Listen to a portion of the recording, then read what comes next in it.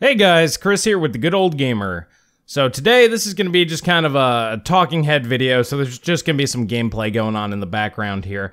So today's video is going to be a little bit off topic. Now it does relate to gaming and the gaming industry, and I'm going to be using that as an example, but we do notice this same trend going well beyond the scope of the gaming industry. So that's why I want to call it off topic, because it encompasses things just far more broad-reaching. And what I want to talk about today is the divide that we're starting to see between game developers and actual gamers.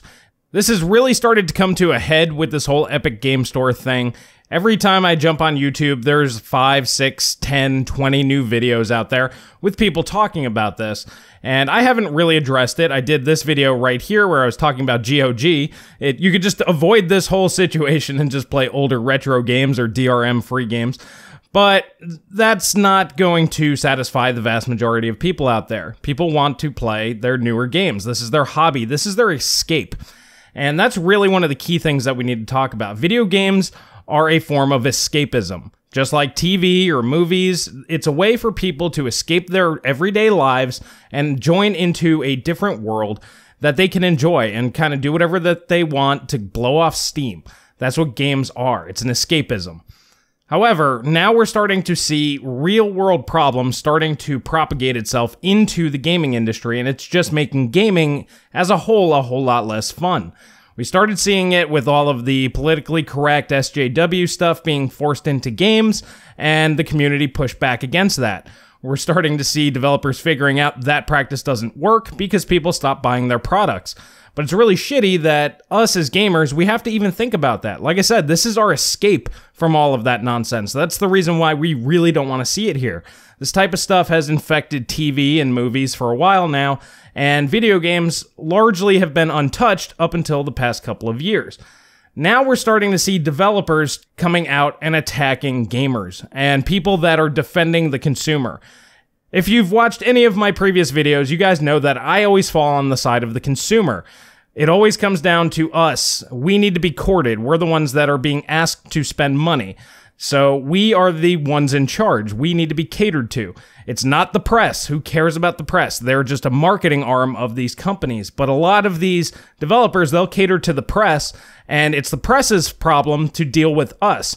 And then when people in the press or here on YouTube criticize developers and publishers, they start getting attacked by these developers and publishers because they're not doing their job in the eyes of the publishers and developers, which is basically just shill for them. And that's the way things, I guess, used to be, and I just never really realized it, because I just don't pay that much attention to the games media out there. And you could say the same thing about the hardware media here on YouTube, or even in the written journalism. We've seen that there are some people out there that are willing to go to bat for companies above the consumer. And I've called those people out, and I've tried to do my part in curbing that. But we're now seeing this same exact mentality on the forefront, and people are just kind of tired of it. People want their voices to be heard nowadays, and you see a lot of people out there saying that, you know, we're just crying babies that are just getting upset for no reason. It's not really true. Now, things may still be going the way that they always have, shady backroom deals and things like that, but the internet and the proliferation of information has changed. Things have changed over the past 5 or 6 years. YouTube is where people go to get the vast majority of their information nowadays. It's no longer the written word. People don't go to websites and read articles anywhere near as much as they used to. People go to YouTube and watch commentators speak about things and then give their opinions on that. This is the new platform.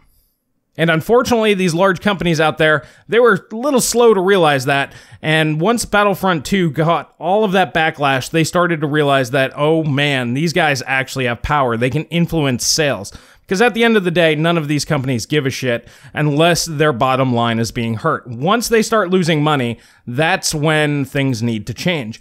Now, I'm trying to speak in generalities because I don't want to point any individual out here. You guys can search out there. There's millions of videos. But there are game developers out there that are literally attacking content creators and people that are being critical of their content. This is not a good sign. We saw this with Battlefield 5. We saw this with pretty much every game release at this point in time. This is just the way things are going now. And this is really turning us, the average consumer, it's turning us off Because as I said earlier, we don't want to deal with that. We just want to go, buy a game, play it, and ignore everything going on in the real world. We don't want the real world in games. We want our games to be works of fiction that we can escape into and have a good time. Now, that's how I feel. Everybody's going to have their own opinion. Some people might feel a little bit differently there. But I would argue the vast majority of us, and this is what I've been seeing on all the comments to all of these videos and tweets and stuff out there, that's what gamers want. They just want to go and have fun, and they don't want to deal with all of this.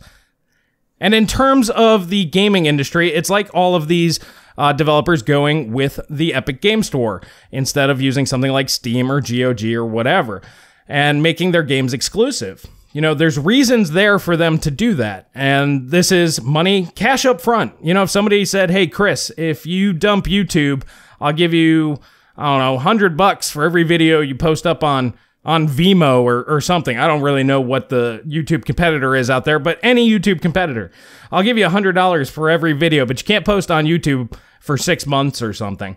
You know, that might be a compelling option if I was doing this purely for business. If this was my full-time job, that might be the way to go if I could get enough viewership on such a platform to match what I'm getting here on YouTube.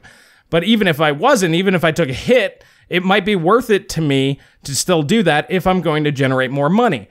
Now, how would you guys feel if I just said, hey, all my videos are over here, you can just see them over here? Most of you guys probably don't use a competitor to YouTube.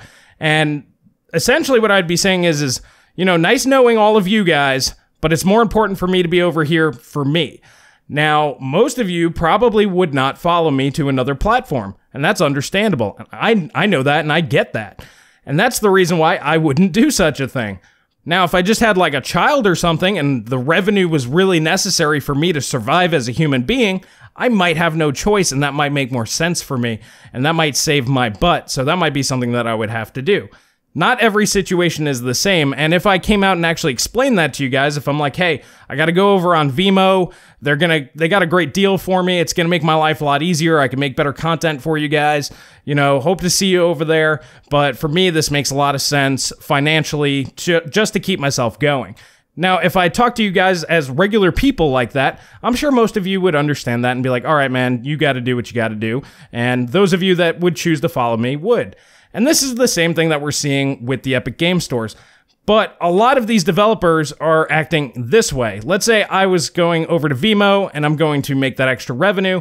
And instead of explaining my story about having a new kid or something like that, instead, let's say I started attacking you and saying, you're not a real fan, you don't really care about me, or you don't really like our products if you don't follow me over here. And it's that sort of vitriol that I feel entitled for you guys to follow me over here. That's what a lot of people have a problem with. A lot of these publishers and developers out there, they feel entitled to your business as if you're just supposed to give them money just because they make games. Whether you want the game or not, whether you like the game or not, a lot of these developers, from what we're seeing, especially on Twitter, which is the worst, these people need to just ignore social media. I think that's step one. Now, these guys, you know, they allow their people to say what they want, and some of these people are heads of companies, so it's not just like the lower people on the totem pole. Honestly, I don't know why these people just jump on Twitter saying all this stuff, but anyway, they do, and they come on out, and they're not really selling their case and making it make sense to the average person, because there's no benefit to you or me buying a game on Epic Game Store versus Steam or GOG. In fact, it's actually worse for us. So we actually lose out on things because we have to go ahead and use maybe a launcher that we just don't prefer. Maybe our friends aren't on there. So to me, the really shitty part here is this is another escapism that's being lost. You know, the whole Epic Game Store thing, that's not a big deal. We don't really care as consumers. It's what's coming out of this and all the crap that people have either overlooked or hasn't been there before, potentially. I mean, I don't remember developers attacking, you know, fans and users anywhere near as much as I have in the past couple of years. Perhaps they did, but they just weren't highlighted because, like I said, the journalism has changed and now this stuff is being brought up. Either way, it doesn't matter. The real tragedy here is another escapism is gone. You know, video games were kind of the last bastion. TV and movies, those have already been taken over. Books have been taken over for a long time.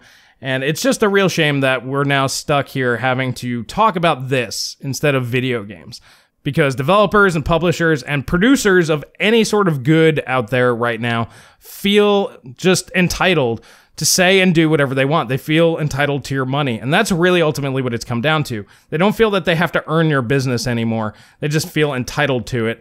The only person entitled in that transaction is the consumer. They're entitled to get what they want. And if they don't get what they want, they're going to go somewhere else. And they should not be called names for that. They should not be attacked for that. They said what they wanted. You chose not to do it. You're the one who's losing out. That's the way it works. It's how business works. And this whole name-calling thing on Twitter and on the internet, it's just going crazy. But those are my thoughts, guys. I want to hear your guys' thoughts on this whole situation. How do you feel about this? Are you guys on board? Do you think that it's basically get over it, stop talking, get off of the internet? That'd probably be the smartest move. Are you glad that these people are showing their true colors? And then this way we can kind of decide who's going to make it and who isn't. As a community, it's really up to us to decide if these companies that are attacking the fandom, if they should stay in business. I kind of think that it's a good thing, but I really don't want to deal with it all at the same time. There's enough actually important things in the world that I have to pay attention to that I don't really like dealing with this when it comes to my hobby. But here we are, and this is what we're talking about. But like I said, I'm really interested to hear your thoughts on this. And if you like this video, please hit that like button, please subscribe, please share with friends. That really does help me out. And that's all I have for today, and I will catch you guys in the next video.